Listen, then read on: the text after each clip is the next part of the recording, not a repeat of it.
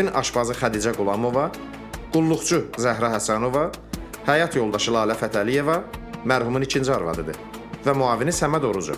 Səməd Orucovdan aldığımız ifadəyə görə Fətəliyev avqustun 2-sində saat 9 radələrində bağa gəlib. 2 nəfər də Moskvadan gəlmiş qonağı olub. Təxminən saat 10-a qədər bir yerdə olublar. Həyatda şam eləyiblər. Saat 11-də sürücü xarici qonaqları aparıb aeroporta, oradan da Moskvaya uçublar. Dəqiqləşdirmisiniz? Bəli. Səməd Orucovun dediyinə görə Fətəliyev qonaqları yola salandan sonra istirahət otağına gedib. Səhər tezdən bağa gələn bağban Kərim Həsənov həmin otaqda meyidi görüb evdəkilərə xəbər verib. Bəs bayırdan nə öyrənmisiniz? Bağın bir tərəfi boş torpaq sahəsidir. O biri tərəfi isə iş adamı Akif Zamanovun bağına söykənir. O da bildiyiniz kimi Türkiyədə yaşayır.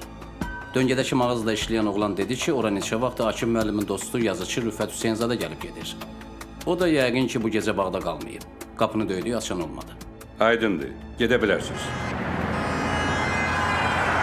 Tutalım, qatil kimsə kənardan girib bağa qətli törədib. Bu nə üçün girib evdəki xəncəri götürür?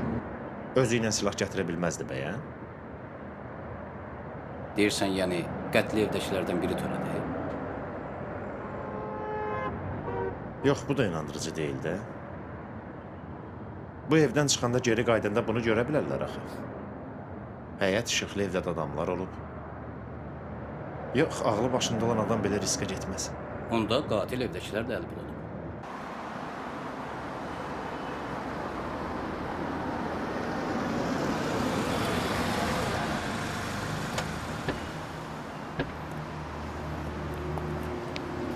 Eldar müəllim, amma